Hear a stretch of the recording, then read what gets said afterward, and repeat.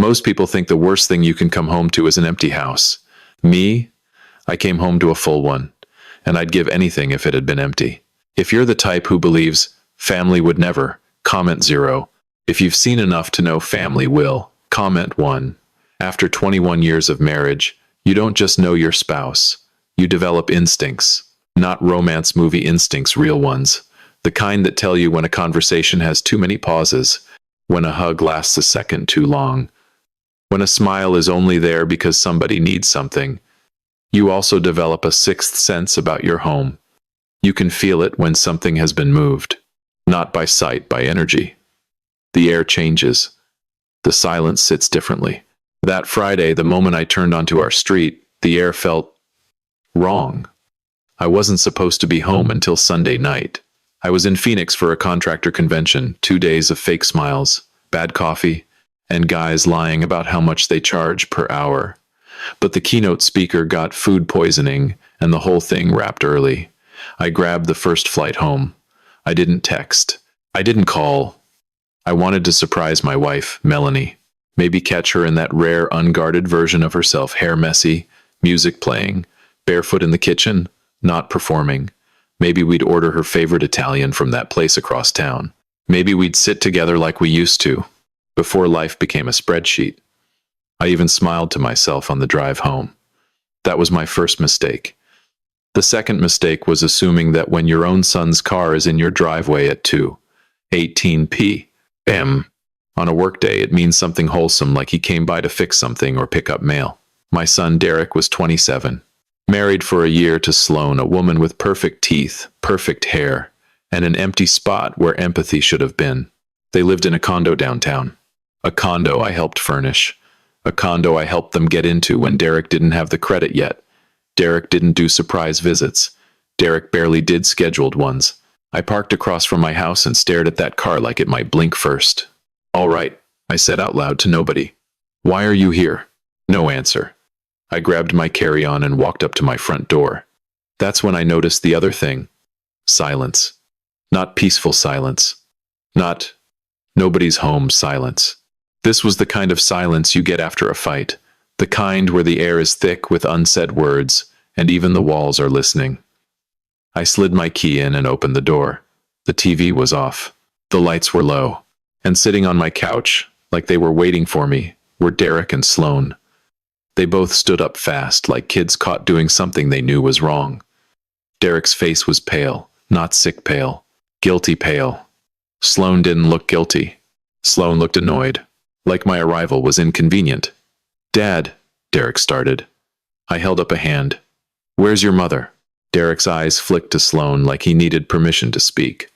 She's at the hospital," Derek said. The room tilted just a little, not because I was weak, because my brain was trying to catch up. "Hosp, what happened?" Derek swallowed. "She collapsed this morning." Sloan stepped forward, putting on her soft voice like a jacket she only wore in public. It was scary. She just got dizzy. She couldn't breathe. We called 911. I looked at Derek again. "Why didn't you call me?" Derek opened his mouth, then closed it. Sloan answered for him. "We didn't know you'd be able to get home." That wasn't an answer. That was a dodge. "Which hospital?" Derek said it, and I didn't argue, didn't yell, didn't panic out loud. Because here's what I've learned about life. When people want you emotional, it's because they want you sloppy.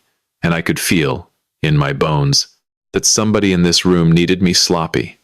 So I nodded once, turned around, and walked back out to my car. Derek followed me to the porch. "Dad, wait." I stopped, but didn't turn around. He said, "She's stable?" I let that hang for a second. Then I asked quietly, "Are you sure?" He didn't answer. That's all the answer I needed. At the hospital, I found Melanie in a private room. Machines beeped. Tubes ran. Her skin had that waxy look that makes your heart go cold.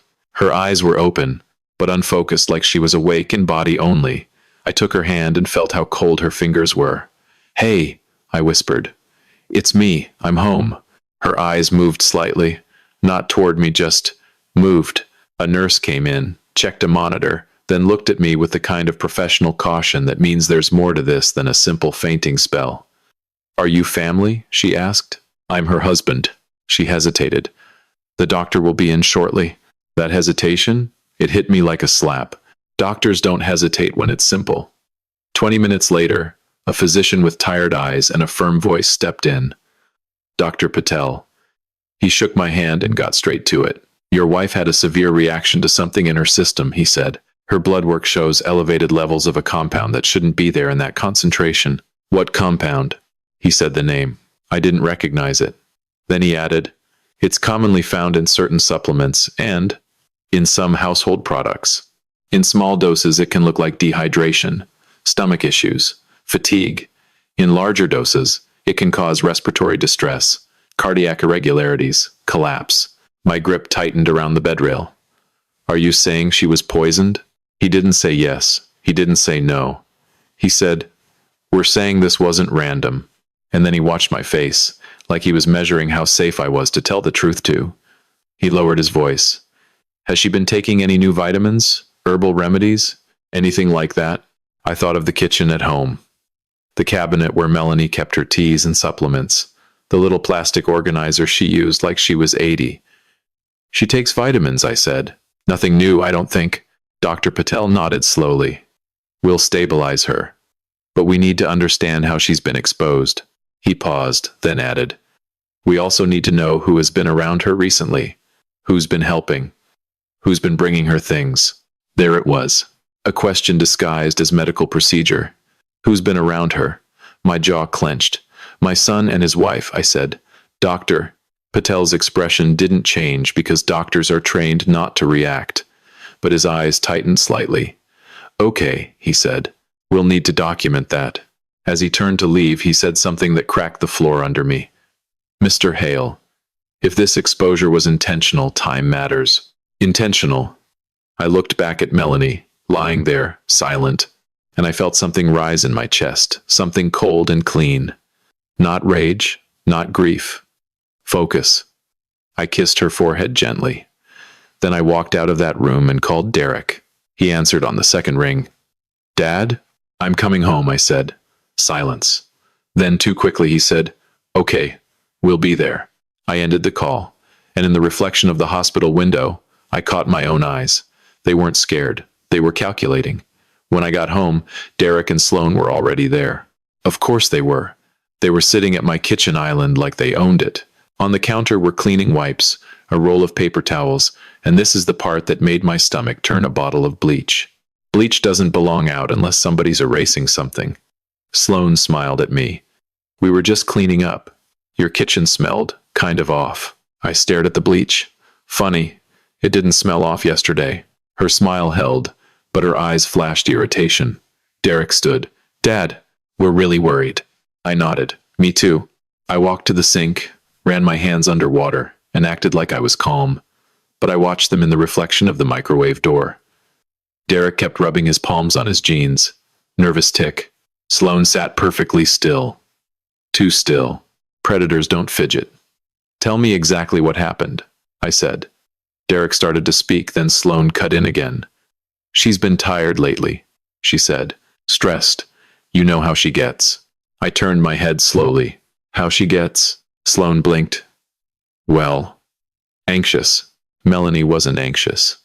Melanie was the most organized human being I'd ever met. Her anxiety looked like color-coded calendars and clean sheets. It didn't look like collapse. I walked to the pantry. Sloan's eyes followed me like a security camera. I opened the cabinet where Melanie kept her supplements. Everything looked too neat, like somebody had reorganized. I pulled out the vitamin bottles. One was brand new.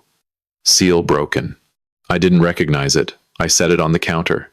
Sloan's jaw tightened for half a second, then smoothed. "What's that?" I asked casually. Derek looked at it and froze. Sloan said, "Oh, that's just something I brought her. It's natural. Helps with sleep." "Did the doctor recommend it?" Sloan laughed lightly.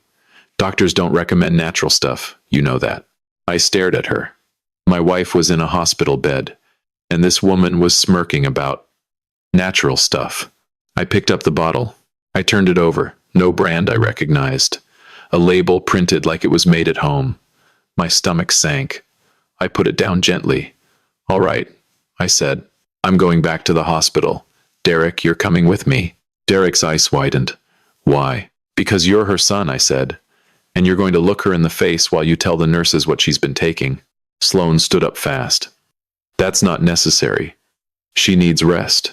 I stepped closer. "So do you. You look tired." Sloane's nostrils flared. Derek looked between us like a trapped animal. Finally, he said, "Okay, I'll go." Sloane's head snapped toward him. "Derek," he swallowed.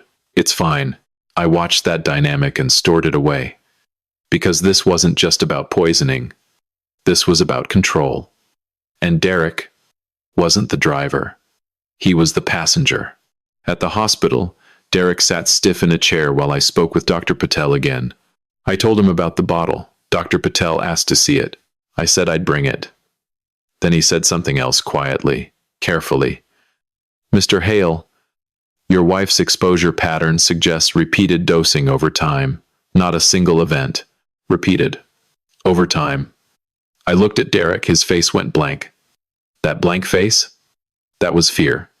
Not fear for his mother. Fear of being caught. I kept my voice level. "Derek, how often have you been here lately?" He licked his lips. "A lot." "How often is a lot?" He stared at the floor. "Most mornings." Sloane wanted to help Mom with her routine. His voice cracked on routine. That word didn't belong in a son's mouth unless something weird was happening. I nodded like I understood, but inside, something clicked into place. The air that felt wrong, the bleach, the bottle, the hesitation when I asked why they didn't call me. This had been planned. And I had walked in early. I left Derek at the hospital and drove home alone. In the driveway, I sat for a full minute, hands on the steering wheel, thinking, not what if, not why, but how. Because when the universe shows you a snake in your house, you don't argue with the universe. You grab a shovel. Inside, the house was quiet. I went straight to my office. There's a drawer in my desk that Melanie never touched. Not because she wasn't curious. Because we had an agreement. Her files were her world, my files were mine. I unlocked that drawer and pulled out a folder marked Trust. Inside were documents Melanie and I updated 2 months ago. Quietly. Without telling anyone. Because we'd hit that age where you don't assume tomorrow is guaranteed. And Melanie, being Melanie, had handled everything with her attorney. I flipped through. Then I found it. Life insurance beneficiary update. My eyes scanned the page. Primary beneficiary. Ethan Hale, me. Secondary beneficiary. The Marrowbridge Children's Fund. Derek's name was nowhere. Not even mentioned. I sat back slowly. So that's what this was. They thought Melanie was the vault. They thought if they removed her, the money flowed to Derek. But Melanie had already moved the money out of his reach. And that's why she became a problem. My throat tightened, not from sadness, from respect. My wife had sensed something long before I did. And she'd protected what she built. Now it was my turn. I grabbed my laptop and logged into our bank accounts. 2-factor authentication pinged my phone. I accepted. Then I went line by line. And there it was. A trail of withdrawals, small ones. $300, $500, $1,000, $200. Always spaced out. Total, $14,870. Not enough to trigger alarms. Just enough to slowly drain. I clicked into the linked account history. The withdrawals were made at a branch near Derek's condo. Not near our house. My hands stayed steady, my mind didn't. Because now I wasn't dealing with a family crisis. I was dealing with a crime. I screenshotted everything, exported statements, saved them to an encrypted drive. Then I did something that would have made old me hesitate. I changed the passwords. All of them. Bank, email, insurance portals. Then I locked Derek and Sloane out of every financial door they'd been quietly walking through. And then I waited. Because when you cut off a thief, they don't apologize. They panic. The next morning, my phone rang at 6:42 a.m. Sloane. I answered calmly. Morning. Her voice was honey over knives. Ethan, we can't access Melanie's account. We were trying to pay some hospital paperwork. I let silence stretch long enough to make her uncomfortable. Then I said, "That's strange. I can access it just fine." Her sweetness dropped a degree. "Well, maybe you changed something." "Maybe I did." A beat. Then the real voice came out. "Why would you do that?" There it was. Not, "Is Melanie okay?" Not, "How are you holding up?" Just, "Why did you lock the money?" I smiled, even though she couldn't see it. "I'm her husband," I said. "It's my job to protect her." Sloane exhaled sharply. "Derek's under a lot of stress."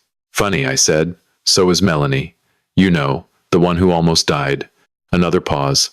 Then Sloane said quietly, "You're making this harder than it needs to be." That sentence? That sentence is what predators say when they realize you're not prey. I replied, "And you're making it clearer than it was." Then I hung up. 5 minutes later, Derek called. His voice was shaky. "Dad, what's going on?" "Sloane's upset." I said, "Derek, I need you to answer a question honestly." He whispered, "Okay. Did you know Mom changed her beneficiaries?" Silence. Longer than it should have been. He didn't say yes. He didn't say no. He said, "Why would she do that?" Bingo. I kept my voice soft. "Because she's smart." Derek's breathing got faster. I continued, "And because somebody gave her a reason." Derek, ijatin. "Look at me. If anything happens to your mother, I will not lose sleep. I will lose mercy." He started to cry. Crying doesn't erase choices. Crying is just water your body releases. When reality finally catches up. "I didn't mean," he said. I didn't let him finish. "I'm coming by today," I said. "We're going to talk, just you and me." He stammered. "Sloane." "Just you and me," I repeated. Then I ended the call, and I didn't go to his condo. Not yet. First, I went to Melanie's attorney. Clara Jennings had been Melanie's attorney for years. Estate planning, trusts, the whole "what happens when we're gone" universe nobody wants to think about until it's too late. Clara was in her 50s. Sharp. Calm. The kind of woman who could make a room full of men shut up with one look. When I told her what happened, she didn't gasp. Didn't dramatize. She just asked questions. "Do you have proof of the withdrawals?" she asked. I slid my laptop toward her. "Do you have the supplement bottle?" "I can get it." "Do you have any texts or messages that show who brought her what?" I thought for a second. Melanie kept notes. She wrote everything down. Clara nodded. "Good. We'll subpoena hospital intake records. We'll request toxicology. And we'll file for an emergency protective order." I frowned. "Protective order against my son?" Clara's eyes stayed steady. "Against anyone with access to her." I swallowed. Clara leaned forward slightly. "Ethan, you need to accept something. If this is what it looks like, you are no longer dealing with family drama. You are dealing with a coordinated attempt to remove a person for financial benefit." I said, "What do I do next?" Clara said, "You let them think they still have a path forward." I stared. "You want me to bait them?" She nodded. "And you do it legally." Then she slid a business card across the desk. "A private investigator. His name is Russell Vance," she said. "Ex-cop. Quiet. Thorough. If there's a trail, he'll find it." I took the card. And in that moment, something in me settled. Because I wasn't alone. I had a plan. And plans beat panic every time. That afternoon, I called Derek. "Come to the house," I said. Alone. He arrived 30 minutes later. No Sloane. He walked in like he expected the walls to accuse him. We sat at the kitchen table. I poured him water. His hands shook when he lifted the glass. "Dad," he whispered. "I swear I didn't want her hurt." I said, "Then explain the withdrawals." He flinched. Sloane said it was temporary, that Mom wouldn't notice, that we needed help, that we were behind on payments. I stared at him. "Behind on payments for what?" He swallowed hard. "Her boutique. She said she'd pay it back," Derek whispered. "She said once it took off, everything would be fine." I leaned back slowly. "And the vitamins?" Derek's eyes filled. "She said Mom was stressed. She bought something natural. She said it would calm her." I kept my voice flat. "Did you watch her give it to her?" He hesitated. That hesitation was a confession. I leaned forward. "Derek, did you watch Sloane give your mother something every morning?" He whispered. "Yes." And you didn't question it. I did, he said, voice breaking. But she told me I was paranoid. She told me I was ungrateful. She told me Mom didn't care about us anymore. I asked, did Sloan know about the beneficiary change? Derek's face twisted. Yes. I said, when did you find out? Derek whispered, 2 weeks ago. And when did Mom collapse? He didn't answer. He didn't need to. I stood up and walked to the counter, pretending I was thinking. I turned back to Derek and said, here's what's going to happen. He looked up, eyes red. I said, you're going to tell Sloan that I'm willing to talk. He shook his head. Dad, she'll... I cut him off. You're going to tell her I'm scared. You're going to tell her I'm overwhelmed. You're going to tell her I don't want police involved. Derek stared. Why? I stepped closer. Because when predators think you're cornered, they get greedy, and greedy people make mistakes. I handed Derek a piece of paper. An address, a time. I'm meeting her, I said. Derek's eyes widened. Where? A restaurant, I said. Public, cameras, witnesses, safety. Then I looked him dead in the face. But Derek, if you warn her, or if you lie again, I will treat you like her. He nodded fast. I won't. I swear. The restaurant was one of those upscale places where the lights are warm and the prices are insulting. I got there early, picked a table with a view of the entrance. Russell sat at the bar, pretending to scroll his phone. Sloan walked in like she owned the building. Perfect outfit, perfect makeup. Her eyes scanned the room, found me, and she smiled. Not a friendly smile. I'm winning smile. She slid into the chair across from me. Ethan, she purred. Thank you for meeting. I didn't smile back. I just said, you wanted to talk. She leaned forward. I think we've all been under stress. Melanie especially, I said. Sloan waved her hand slightly. Of course, but you know how fragile she can be. I stared at her. What do you want, Sloan? Her eyes sharpened. I want peace. For this family. I nodded slowly. Peace. And money. Her lips twitched. We're not talking about money. I leaned forward. Then why did you steal it? Her face froze. Then she recovered. Excuse me? I pulled out my phone and slid it across the table. A screenshot of withdrawals. Her eyes flicked down. Then up. And she laughed. Ethan, you're being dramatic. I said, I'm being precise.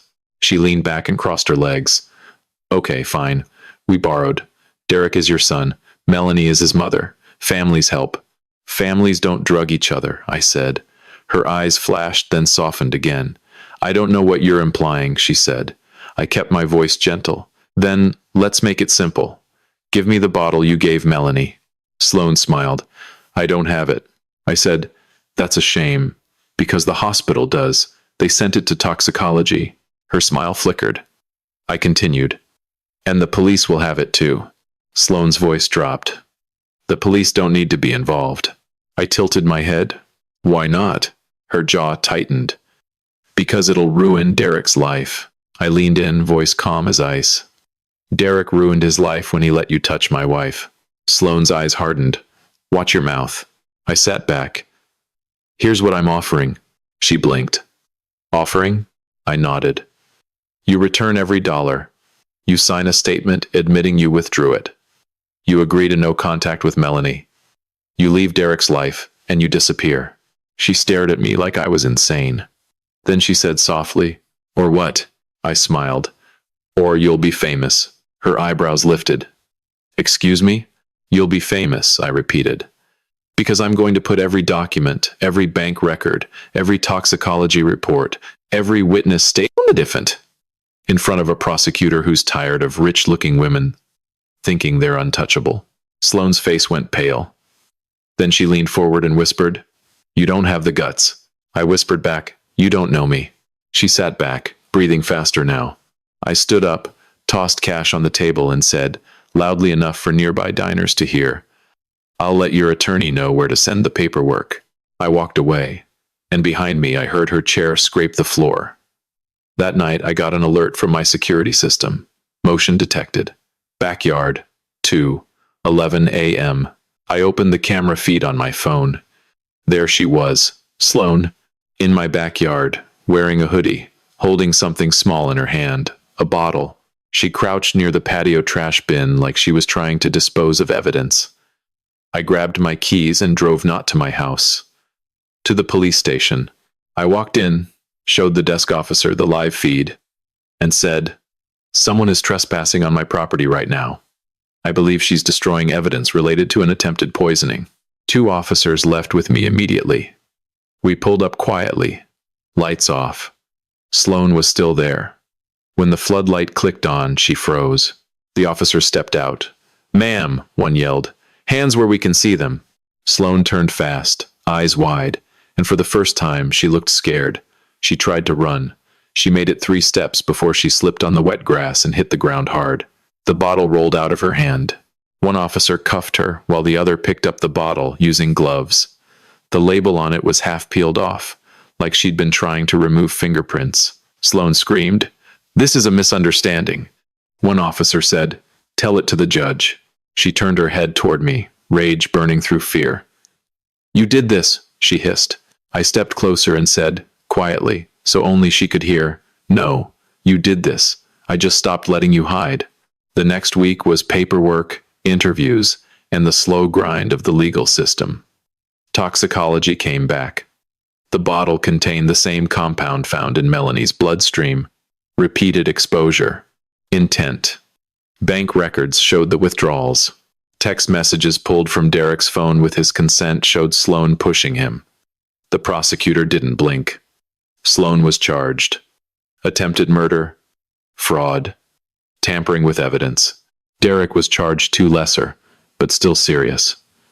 Accessory, conspiracy. I visited Melanie every day. At first, she couldn't speak. Then she could whisper. Then, one afternoon, she squeezed my hand and said 2 words that made my throat burn. "Thank you." I shook my head. "You saved us first." She frowned slightly. I leaned in and whispered, "You moved the money." A slow tear slid down her cheek. She mouthed, "I knew." I kissed her forehead and whispered, "Then you married the right man." Months later, the house smelled normal again. Just coffee and clean air. Melanie was home, stronger, sharper, still healing. Derek took a plea deal. Sloane went to prison. And no, I didn't celebrate, because revenge doesn't have to be loud.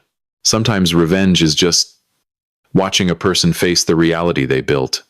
One evening, Melanie and I sat at the kitchen table with takeout from her favorite Italian place. She twirled pasta like nothing had happened, like we were normal again. She looked at me and said, "Do you ever feel guilty?" I chewed slowly, then said, "For what?" "For how calm you were," she whispered, "when everything was falling apart." I set my fork down. "I wasn't calm," I said. "I was disciplined. Anger is easy. Anyone can explode. But silence. Silence is what you use when you're building a cage." Melanie's eyes softened. And in that quiet kitchen, with the world finally still, I realized something. I didn't win because I was stronger. I won because I refused to be stupid. If you want the next story on this channel, comment 1. If you're done with these kinds of stories, comment 0. And tell me, did you feel bad for Derek? Yes or no? Because the loudest people in the room usually have the weakest case. And the quiet ones? They're the ones holding the receipts.